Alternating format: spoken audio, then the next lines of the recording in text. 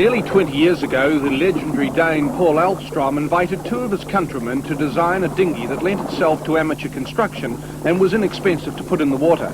They wanted the boat to be fast and manoeuvrable and encourage expertise in rig tuning. The OK Dinghy was to be a trainer for the more expensive fin class. The OK Sailor typifies the yachtsman who take to this form of racing. Self-reliant, he thrives on being a muted one-man band.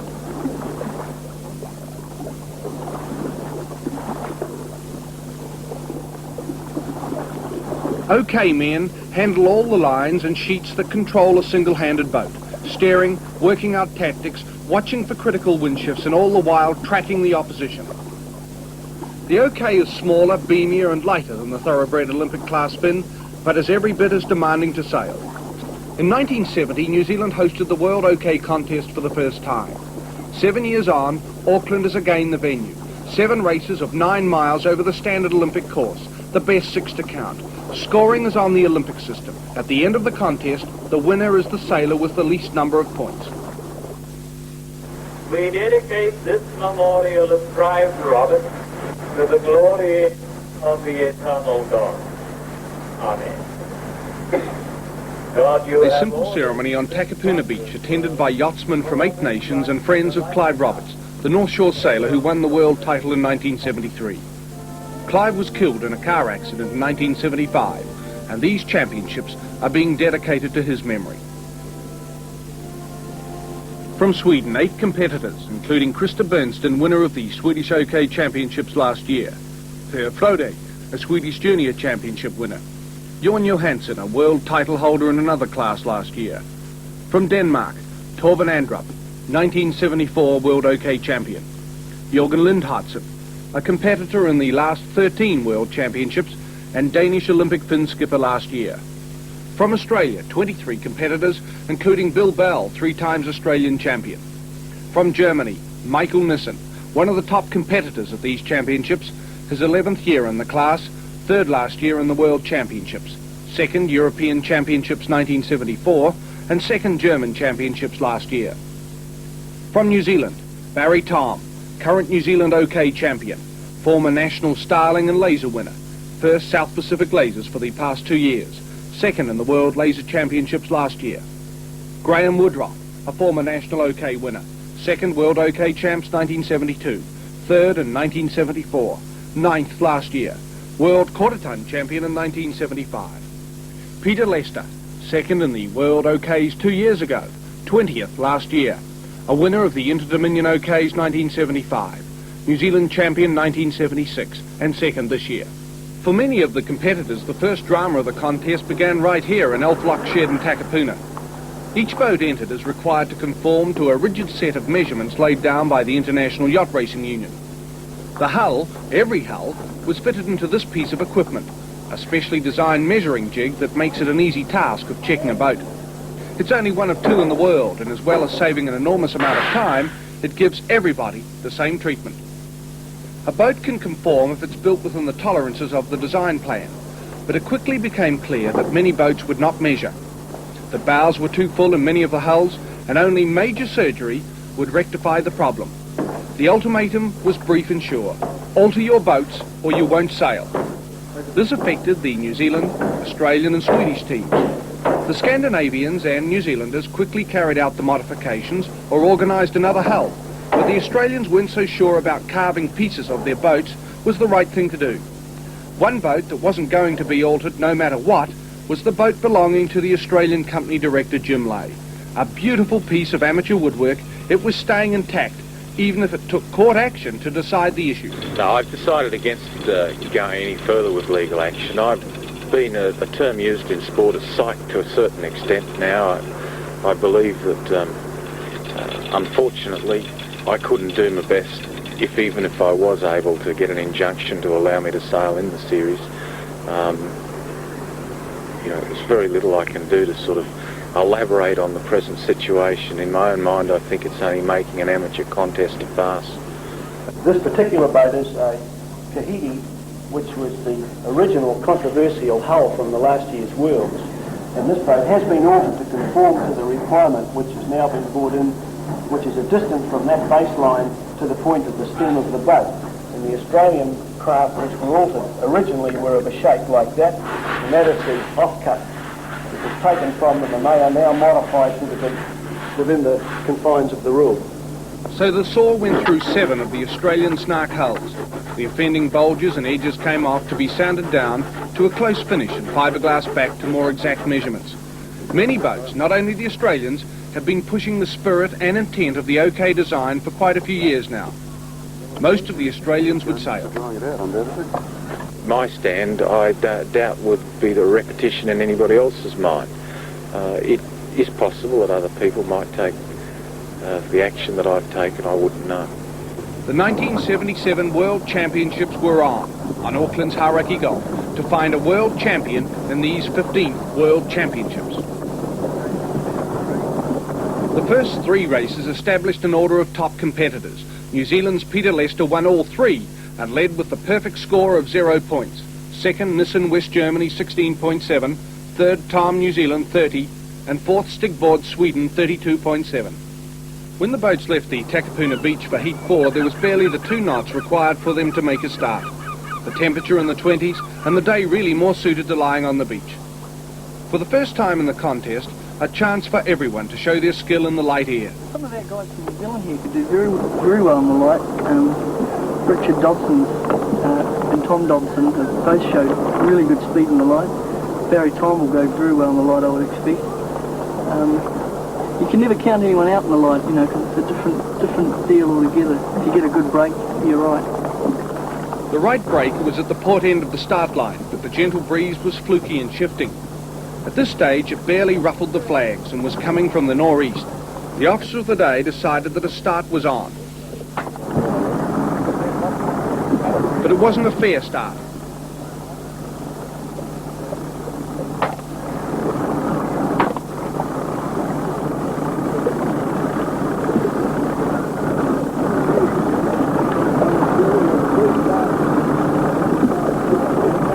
Well, we started out and we set the course for a northeasterly breeze, and then it's crumped out, and now it's gone westerly in the last few seconds before the starting line, which meant it's for a third general recall, and now the breeze is coming in from the southwest, and we'll wait, I think, about half an hour and settle it down, and then hopefully get a good start. So it's a completely new course? It'll be a completely new course, virtually reversed to the northeaster. Yeah. The team, your team? Yeah, we have been looking at the clouds and see them coming in from southwest, and I told them we have to wait for about 1 hour and it comes in a good breeze from southwest. And then in Sweden we have situations like this, and I think this doesn't matter. It's same for everyone. Yeah, it's going to be pretty light no matter which way it is. I would say so. Yeah. Light, is that okay? Yeah, I think so. It's good with something else than just hard breeze, and it's good with a little light breeze. He's very confident. Again they tried for a start. This time the line is clear, and the frustrating wait for 2 hours has been worthwhile as the new airflow from the southwest provides a steady breeze. The starts were tense and often difficult, many boats converging on the same place. This caused a great deal of shouting and manoeuvring, because in a fleet of this size and quality, starting is winning. Winning is in the starting. If a boat is over at the start, it's the skipper's duty and obligation to go back and start again. No one tells him to. He must gauge whether or not he's over. If he doesn't go back, he's disqualified. Per Flode, the Swede, got a good start on the starboard end. So too another Swede, Jon Johansson. His best placings up to this point were 2/8. The Swedes revelled in the light, were going well and were among the leading bunch. Bengt Stromberg is to leeward of Peter Lester. But the dark horse was Australian public accountant Big Bill Bell. As the breeze freshened through the afternoon, his 15-stone frame enabled him to power the boat better in these conditions. Stigborg rounded the top mark first. His record of a 5th, 11th and a 3rd had him in 4th place on overall points and in a very good position to attack the 3 leading boats if he finished well up in this heat. Patrick Spangs is close behind in a Swedish 1-2 rounding order. Per Gascard of Denmark has Graham Woodruff right behind as they round 3rd and 4th. Woodruff, a solidly built man, is suited to the conditions. Steadily the breeze increased. Peter Lester rounds the top mark in 20th position and not showing the brilliant form of his first 3 races. He had left his weight jacket on the beach. a decision that was costing him a place among the leaders. Contestants are allowed to wear specially constructed weighted jackets that add to their body weight. This helps enormously when it blows hard, and without them, slightly built men have little chance against their bigger rivals. In the light breezes, these are not used. In wind of 15 knots and over, they're essential. Lester left his on the beach. It was only the inherent skill of this young Canterbury yachtsman that kept him in the hunt. Gradually, he began to peg the front markers back. At the bottom mark, Stigborn still had the advantage with 3 legs to sail. The breeze was now 20 knots. Patrick Spangs of Sweden and Graham Woodroff together at the bottom mark. Woodroff, with some clever downwind sailing, has closed on the leaders. This was to be Spangs' second best effort in the series, a 5th. Before the race, urgent calls to the weather office had given no indication that this breeze would eventuate. In fact, it was the first offshore breeze of the series. The distance between the leaders and the tail enders was well over 3 miles, with Peter Lester working hard to get himself from 20th up to 8th. Michael Nissen tacks just ahead of him. A great recovery by the German.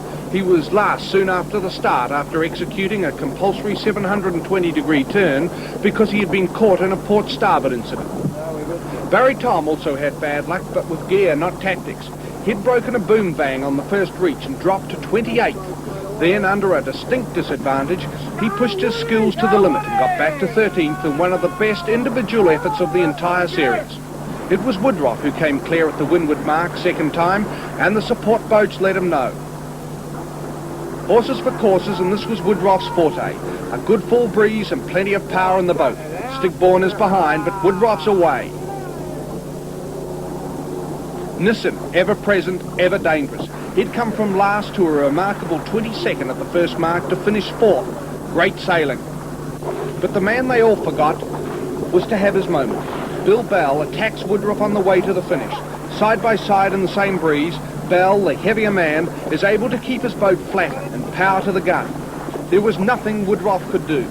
A win in the 4th heat to Australian Bill Bell, only the 3rd heat win by Australia in World OK history. Woodroff a close 2nd, Stigborn 3rd, Nissen 4th, Spangs 5th and Frode 6th. So after 4 heats, Lester, New Zealand, still leads with 17 points. 2nd, Nissen 24.7, 3rd, Woodroff 36, 4th, Stigborn 38.4, 5th, Hagen 47.7, 6th, Tom 49. And now the 5th heat.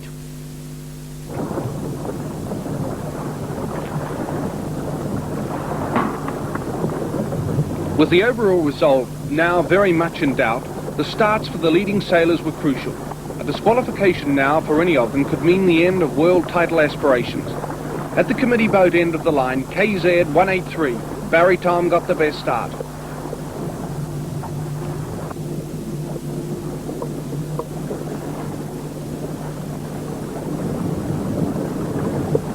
At the first mark, Michael Nissen had a slender 3-boat advantage over Barry Tom. Then a short distance to the New Zealanders Woodroff and Lester. Woodroff with 2 seconds, very much a contender for the title if he can win this race. And coming back from his relatively poor showing in the previous heat, Peter Lester.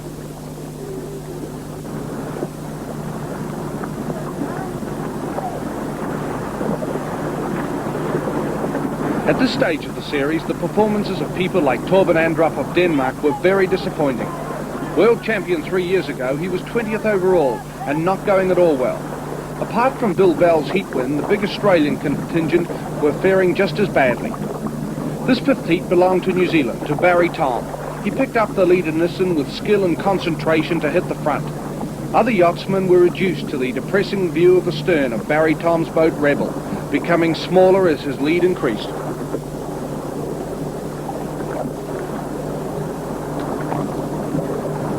Tom's 4 heats had been a real mixture, 2nd, 5th, 11th and 13th, getting worse all the time it seemed. But the Auckland sailmaker had other ideas.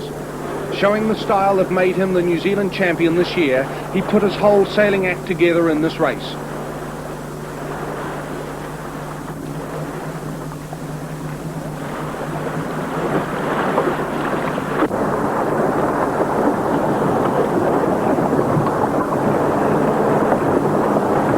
This heat proved the downfall of people like Stigborn of Sweden, Hagen of West Germany, Spangs and Delfs of Sweden, and Olympic representative Lind Hudson of Denmark. None of them sailed to their known ability. Bill Bell, a good winner of Heat 4, was back in 45th spot. Tom was having a dream race. Tactically and technically, everything he did well, to increase his advantage. Behind Tom, there was an intense and vital race within a race.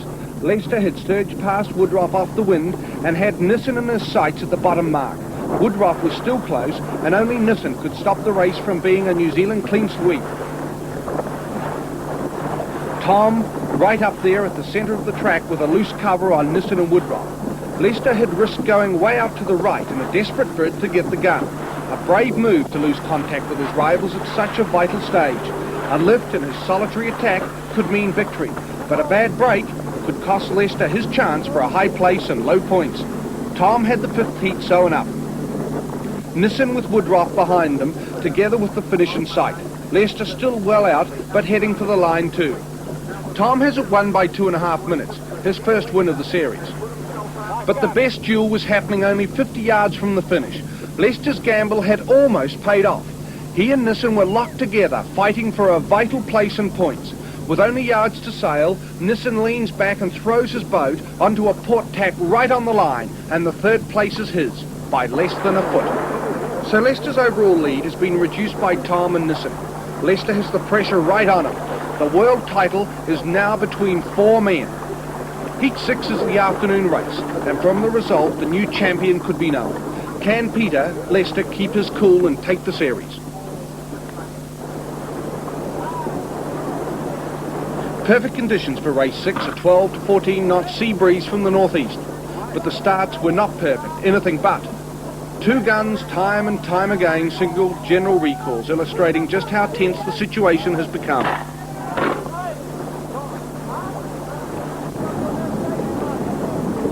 Lester, number KZ364, and Michael Nissen, number G329, began a cat-and-mouse game. Nissen shadowed Lester relentlessly. Wherever Lester went, Nissen followed. The German was really pushing the New Zealander hard, hoping to upset him and gain the psychological advantage. Yet another start attempted.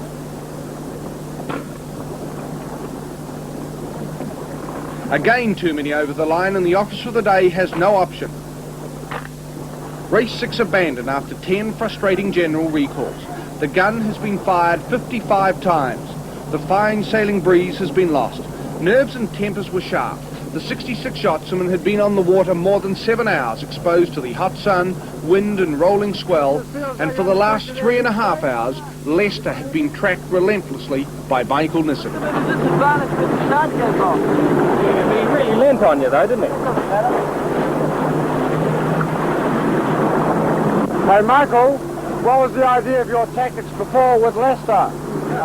What do you have for dinner tonight? Well, I'm going to have steak. I hope TVNZ steak. What are you going to have? Oh, I don't know. Perhaps a steak. I don't know. Were you trying to wear him down at all, Michael? What dress would you wear tomorrow?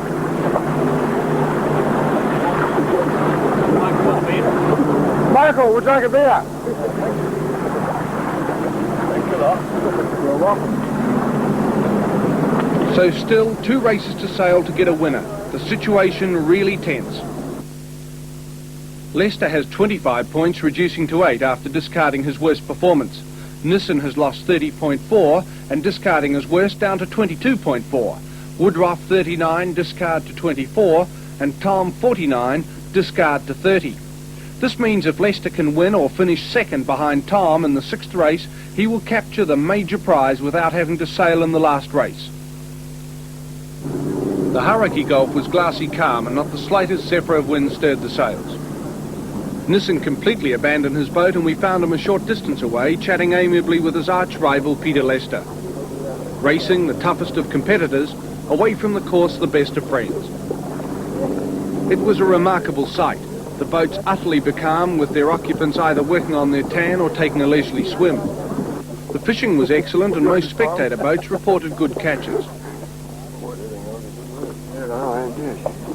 There was little or no alarm when a small hammerhead shark was hauled aboard. The boys kept on swimming.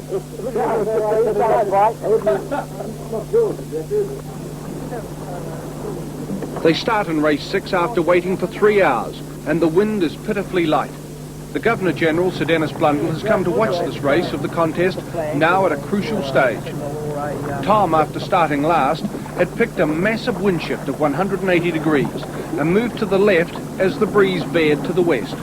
You could feel the tension, and in fact, when our boat strayed too close to the set course, it was too much for Barry Tom's Ranger Edge concentration. Move away! Tom, third and closing rapidly on the 2 leaders, had reason to be edgy. If he won this heat, and the other 3 of the top 4 stayed where they were, then the title was only inches away. Richard Dobson of Auckland, good in the light, heads Leicester 15th around the wing mark. Woodruff is 28th, and Nissen, the hot contender, with only 8 behind him in a 66-boat fleet. The wind now coming in from the southwest meant the beats were now runs and the whole concept of the Olympic course lost. Then, amazingly, Peter Leicester capsized in less than 5 knots of breeze, holding 10th position, right in the middle of the flat run. The Canterbury Star, too anxious, was trying too hard when rolling his craft from gunwale to gunwale. Too much nervous energy expended, and he went swimming at the most inopportune time of his sailing career.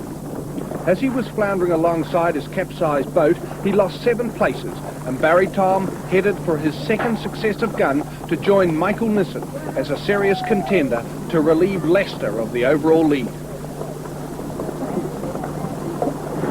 Now, Barry, congratulations on that very good win there. What happened at the start of the race there, Barry? It was a general recall. Oh, did you really? And you actually went about and I was stopped there talking to John Boyce. And going about, were you able to sort of get a feel of where everyone was going and what was happening? And I thought the breeze was going to come out of the northwest, which it did. And what were your tactics from then on? Sort of in the last boat, you sort of went right through the fleet there. I just knew that I had to win, and if I'm going to be better. Good. Congratulations. Thank you. Leicester finishes a very creditable 8th, his worst placing of the contest, and Nissen was nowhere to be seen. The result sheets recording a did not finish. Woodruff 21st. First Barry Tom, 2nd Peter Gale Australia, 3rd Gary Locke New Zealand, 4th Peter Kempers New Zealand. If Tom wins the final race, Leicester has to be higher than 4th. If Nissen wins, Leicester has to be better than 5th. Only a short delay and the 7th, final and deciding heat will get underway. Woodruff, knowing the breeze is freshening all the time, changes his sail. Dropping that 21st placing, Woodruff still has a chance to be in the first 3, but only if something disastrous happens to the front runners.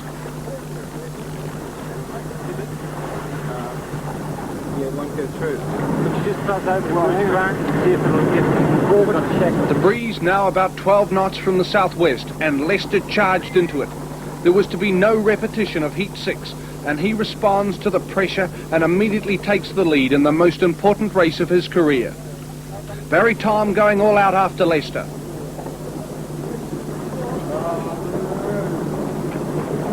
Alexander Hagen of West Germany produces his best performance of the World Championships as he heads Woodruff around the top mark.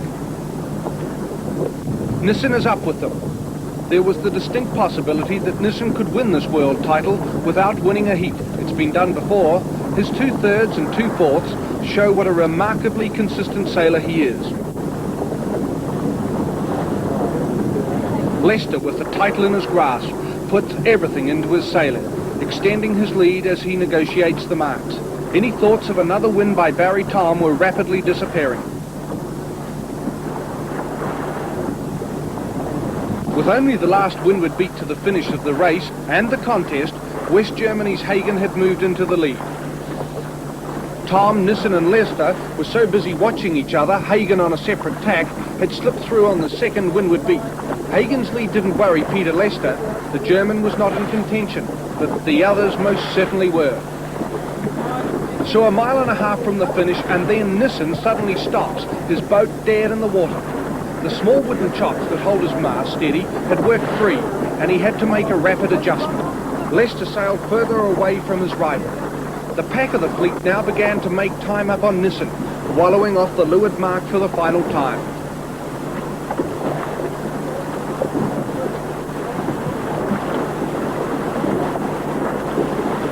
Nissan wrestles with the masters. Barry Tom, hardly believing his luck, sails past. This cost Nissan a place and valuable time which he brilliantly made up when he started sailing again. Hagen took the gun, but it was behind him that the placings mattered. Tom nearest us, desperate to catch Hagen, fought on to take second place, while Michael Nissan, showing what a really top-class sailor he is, gets to within one boat length of Tom to finish third. Tom second overall in the World Championship. If he had caught Hagen, he would have won. Nissan third overall. Tom beat him for second by 1 place. Peter Lester fourth in the last heat, who had the series won.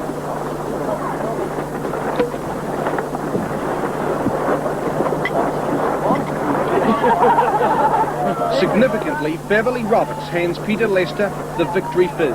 Significantly, Lester swaps the glass for the bottle.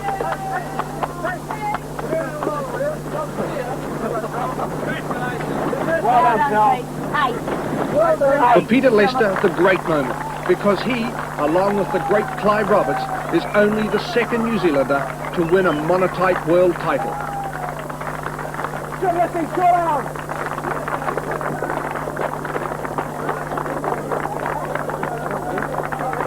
Congratulations to Peter Lester